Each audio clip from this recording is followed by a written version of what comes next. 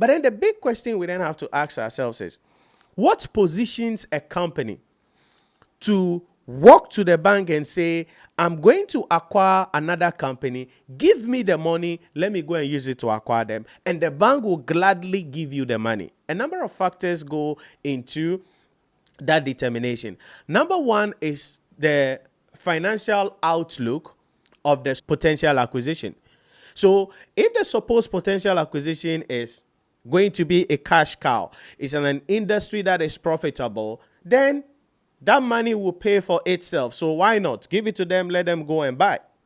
Another thing is also the financial performance of the parent company, because right now, after the acquisition, it will become a group. So if it becomes a group, what is the performance of the parent company itself?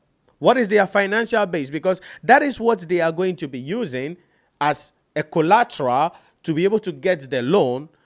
Then they will make the payment they will make the repayment of the loan using both maybe their money and also the money generated from the target firm after they acquire them, and they will become their subsidiary at the end of the day. So if we look at the outlook, the financial outlook, the risk profile, the management, and all of those things, the bank will be willing to give the money. That is why the ECOWAS Bank for Investment and Development, EBID, will be willing to give engineers and planners a loan of $100 million and say, hey, use it to go and acquire Azuma Resources. Why?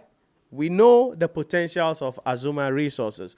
We know the potentials of engineers and planners. And if these two firms join forces, guess what? This money, they can pay us. And so those are the factors that they take into consideration. But on the overall, collateral is very key. So there is a high level of assurance. There are significant collateral facilities on the line before the bank will willingly write down the check for such deals at the end of the day. For instance, when Elon Musk wanted to acquire Twitter, now X, the same thing happened. Elon Musk did not just bring out all the money. He definitely borrowed some money to complete the acquisition.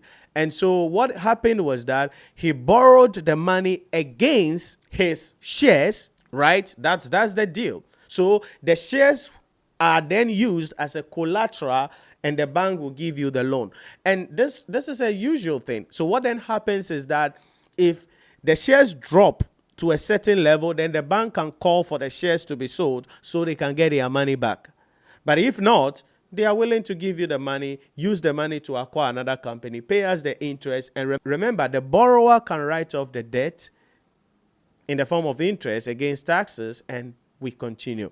So if you are wondering how mergers, acquisitions, how the deal is structured, why some small companies seem to be making bold decisions to go and acquire some established companies, it is how the deal is structured. And almost always, it is not like, they have taken money to go and acquire. Many acquisition transactions will either be equity and some cash, debt and some cash, and a mixture of all of them.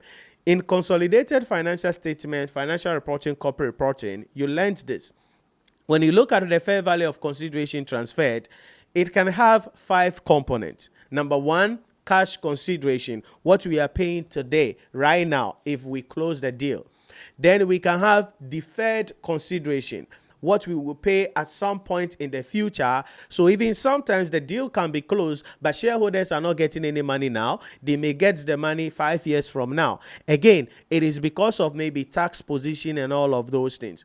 Then we have contingent consideration. This is where the acquiring firm, the parent company, will say that, I'm going to give you some additional money in the future, pending the performance of the firm we just acquired. That is contingent consideration.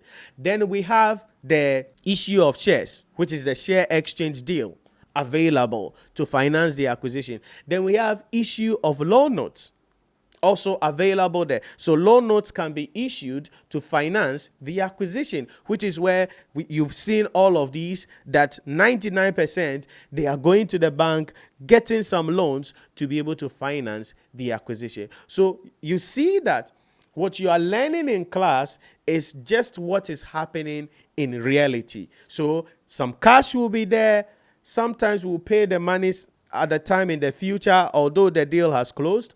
Sometimes we will give you some new shares, so there's a share exchange. Sometimes we will go borrow the money to come and finance the acquisition. So it is not all that when you hear a company going to acquire another company, it means that they are taking their own money to do the acquisition. Most of the time, they are not using their own money to do the acquisition. The deal will be structured in such a manner to benefit both the shareholders of the target firm and then the entity, which is the parent company, at the end of the day, from tax perspective, to prevent any regulatory enquiries, among other things. And these are the things you must understand. Let me hear from you in the comment section what you think about this topic. And most importantly, let me also hear from you what other topics you would want me to cover on the podcast as we continue with the discussion. Thanks for watching, and I'll catch you on the next one.